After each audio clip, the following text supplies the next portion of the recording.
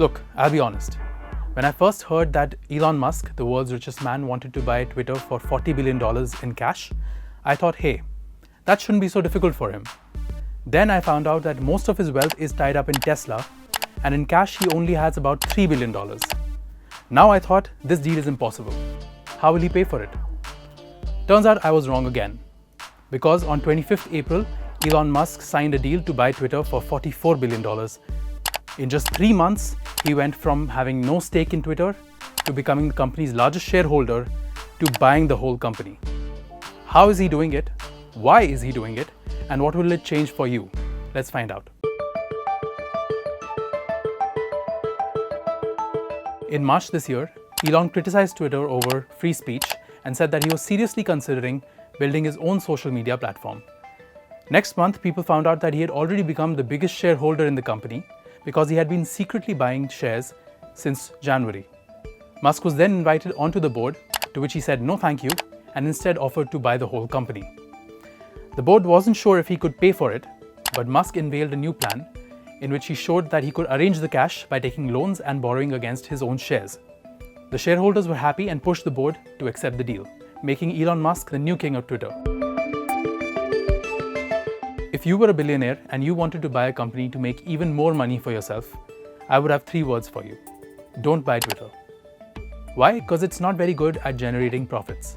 In the past 9 years, Twitter has posted losses every year except 2018 and 2019. Plus, Elon is taking on a lot of risk to pay for Twitter. He will take billions of dollars in loans, and he might even have to sell some of his own Tesla shares to fund this deal. Tesla stock has already fallen 12% since the news broke. So why is Musk doing this? Well, for Elon, it's not about the money. At least that's what he says. He feels that Twitter indulges in too much censorship and he wants to change that. The bottom line is, Elon Musk is making this deal for the sake of free speech and the future of civilization. Yeah, he actually said that. In the past few months, Musk has pitched a lot of suggestions and ideas for Twitter. By the time this video is out, he'll probably have tweeted a dozen more. But here are the major changes that you can expect. The first thing he wants to do is bring in his own version of free speech. And that means just following the law, nothing more.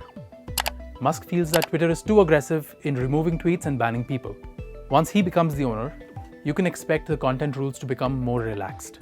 You can even expect people like Donald Trump to come back. Now, while some people think that this is a win for free speech, others are worried that this will allow hate and misinformation to spread. Twitter's algorithm, which decides what becomes popular and what gets pushed down, might also become open source. This means that you will be able to see the code and understand why you are seeing what you're seeing on your feed. Musk is also planning to start a war on spam and scams. Twitter has a lot of bots which pretend to be real people to sell you things, promote posts, and even scam people. Musk wants to get rid of all these bots. He says that he'll do this by authenticating all users.